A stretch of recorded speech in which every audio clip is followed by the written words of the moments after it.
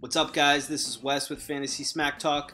Week 4 in the fantasy football season. Going to bring you my top pivot plays for this week's FanDuel Sunday Million Tournament. Before we get into it, just want to remind y'all to check us out on FanDuel, www.fanduel.com/FSTs. Got some weekly 75-man tournaments running, only $5, and they're going to pay out the same way every other tournament on FanDuel does. But you'll get some bragging rights against the guys at FST, myself included, and the winner will take home a cool shirt. So check it out. I'm moving right into my favorite pivots this week. At quarterback, Marcus Mariota, 7,700 on FanDuel. Perceived as having a slow start to 2017 compared to his breakout season last year. But through 3 weeks, he's still averaging 17.5 fantasy points per game on FanDuel. Him and Eric Decker are starting to find a groove. DeMarco Murray should be getting healthier than he was last week. And Corey Davis might find the field, even if he does as a decoy. He's still valuable to Mariota in week 4. Houston, I think, will scare some people away from this matchup as Mariota's opponent, even though they did give up 5 touchdowns to Tom Brady last week. So I don't expect Mariota to be any higher than 8 or 9% owned. And if he can exceed 20 fantasy points this week, that makes him a really attractive play. At running back, my top pivot guy is CJ Anderson. Anderson is 6,900 on FanDuel. Had only 8 carries in week 3, but that was coming off a huge performance against the Cowboys in week 2, in which you may recall he was only 1% owned.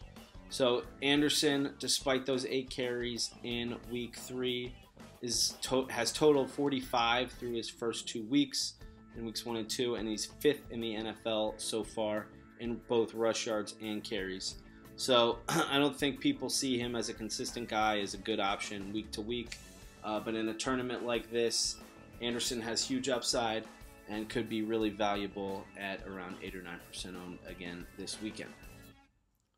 DeAndre Hopkins, my top wide receiver, pivot.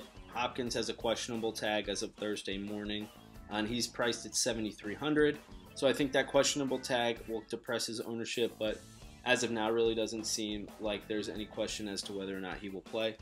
DeAndre Hopkins has 21 catches on 37 targets through his first 3 weeks, and he was only 3.7% owned against the Patriots last week, despite the fact that that was a pretty good matchup.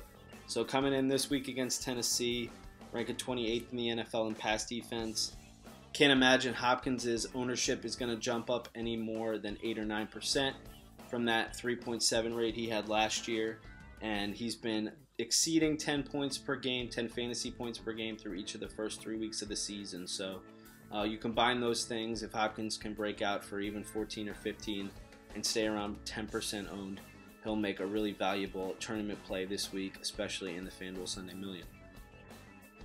Finally, at tight end, Jimmy Graham is my top pivot, along with a few other Seattle guys that I think are really attractive options in this tournament, including Doug Baldwin and Russell Wilson.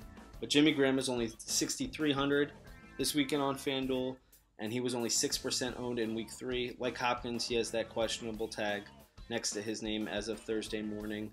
The injury concerns are going to linger with him, but starting to find his groove with Russell Wilson. He's still a guy that's looked at every time the Seahawks reach the red zone, and still a guy a threat to score a couple times every week as his ceiling. So that Colts run defense is improved, but its secondary certainly is not. And Jimmy Graham presents an opportunity again at only 6,300 to break out, score, and set you apart in what has been a pretty weak tight end class so far in this fantasy football season. So that's going to do it for the top pivots for the week for the FanDuel Sunday Million. Again, just check us out, FanDuel.com/FST. Play in that tournament against us. And then for a recap of this article and some other great fantasy football coverage, check out www.fantasysmacktalk.com this and every week of the fantasy football season.